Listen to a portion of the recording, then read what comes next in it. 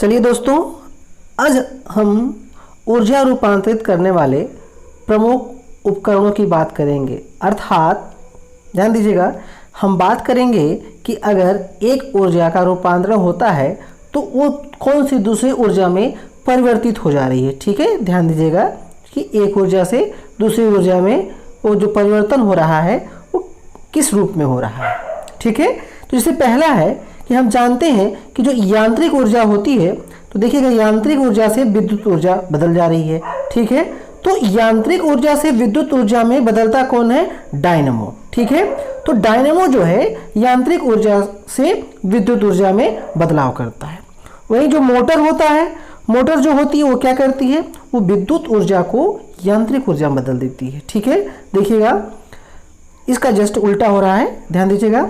अब यहाँ पे क्या हो रहा है? विद्युत ऊर्जा को यांत्रिक ऊर्जा में बदल दे रही है। कौन? मोटर। ठीक है, नेक्स्ट अगर हम बात करें तो देखिएगा माइक्रोफोन जो होता है, माइक्रोफोन जिसमें हम ध्वनि देते हैं, तो माइक्रोफोन क्या करता है? ध्वनि ऊर्जा को वैद्युत ऊर्जा में बदल देता है। ठीक है, देखिए ध्यान से।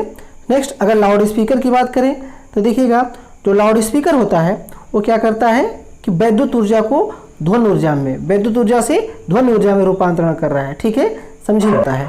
ठीक है, वहीं विद्युत बल्ब जो होता है क्या करता है? विद्युत ऊर्जा से ऊष्मा एवं प्रकाश ऊर्जा उत्पन्न करता है। ठीक है, हम जानते हैं कि जो बल्ब होता है, बल्ब उसमें ऊष्मा भी निकलता है, प्रकाश भी निकलता है, और हम जानते हैं कि बल्ब में से 90% जो है ऊष्मा निकलती है और 10% प्रकाश निकलता है।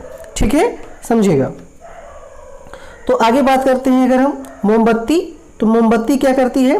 रासायनिक ऊर्जा से प्रकाश व ऊष्मा ऊर्जा निकालती है, परिवर्तित करती है, समझ सकते हैं।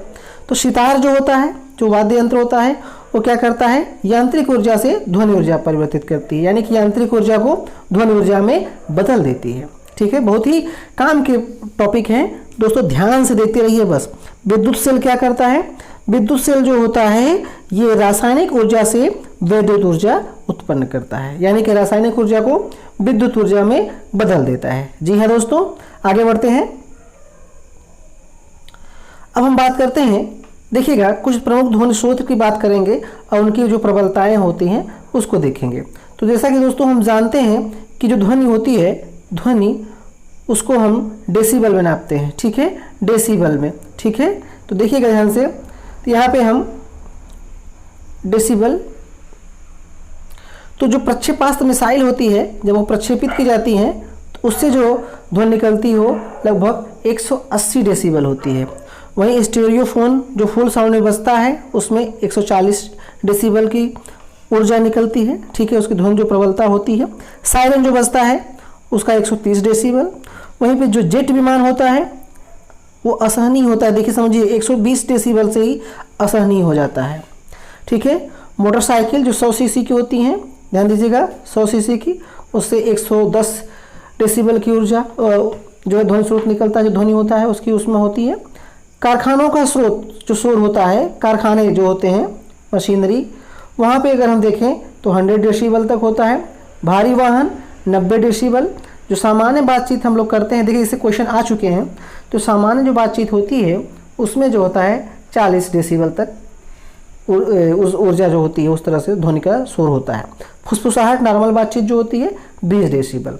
जी हाँ दोस्तों, ये बहुत ही महत्वपूर्ण टॉपिक है, ध्यान से करिएगा आप लोग, देखिएगा 1-2 बार देखेंगे वीडियो को तो ये क्लियर हो जाएंगे। ठीक है, नेक्स्ट बात करते हैं। तो देखिएगा अगला हम बात करेंगे प्रमुख वैज्ञानिक और उन्होंने जो सिद्धांत दिए हम उसकी चर्चा करते हैं। ठीक है दोस्तों, तो देखिए जो न्यूटन महोदय थे, न्यूटन ने इन्होंने प्रकाश का कड़ी का सिद्धांत दिया। ठीक है, वहीं हाइगेंस जी ने दिया था प्रकाश का तरंग सिद्धांत। ठीक है, ग्रेमाल्डी जी ने प्रकाश की विवर्तन का सिद्धांत दिया था। आइंस्टीन का आप जानते हैं यहाँ नाम, इन्होंने प्रकाश विद्युत सिद्धांत की व्याख्या की, फोटो इलेक्ट्रिक सेल की व्याख्या की थी। ठीक है, तो फोटो इलेक्ट्रिक सिद्धांत थ्योरी की व्याख्या किसने किया? आइंस्टीन ने। यंग महोदय ने क्या किया? देखिएगा यंग महोदय ने प्रकाश के व्यतिकरण सिद्धांत का संपादन किया था। वहीं प्लांक महोदय ने प्रकाश के क्वांटम सिद्धांत को परिभाषित किया। ठीक है दोस्तों, देखिएगा ये भी महत्वपूर्ण है, आप ध्यान से देखते रहिएगा। नेक्स्ट देखिए दोस्तों, हम बात करेंगे कि जो प्रकाश से संबंधित जो घटनाएं होती हैं, समझिएगा, जो विभिन्न घटनाएं होती हैं प्रकाश संबंधित, उनके बारे में हम लोग बात करेंगे। जैसे दोस्तों,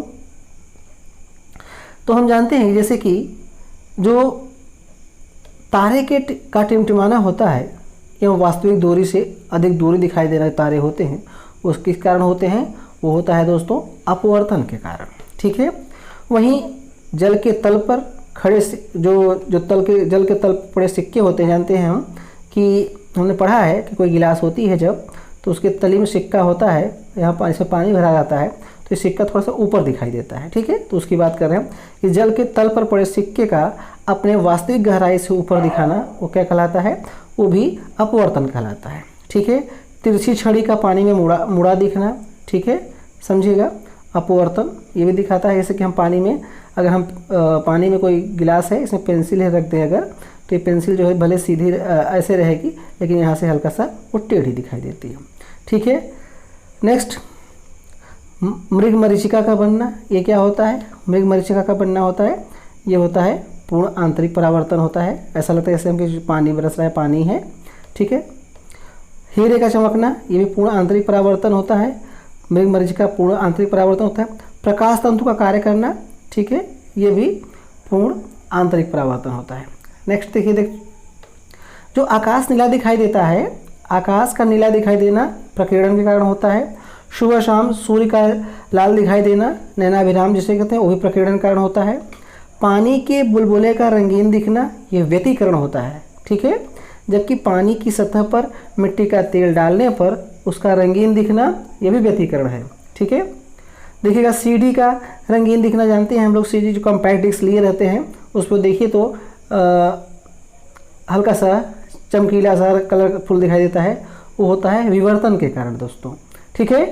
इंद्रधनुष का बनना प्राथमिक, ठीक है, तो प्राथमिक में लाल रंग का बाहर तथा बैंगनी रंग का अंदर होना, ठीक है, ये होता है 2 बार अपवर्तन तथा 1 बार परावर्तन कारण होता है। ठीक है। जबकि इंद्रधनुष का बनना, उसमें क्या होता है? द्वितीयक, यानी द्वितीयक में क्या होता है? बैंगनी रंग का बाहर तथा लाल रंग का अंदर दिखना। इसका मतलब है कि यहाँ पे 2 बार परावर्तन हुआ है दोस्तों। तो देखिए दोस्तों, ये मैंने आपके छोटा सा वीडियो लाया था, बहुत ही महत्वपूर्ण टॉपिक है इसमें। Okay, thank you.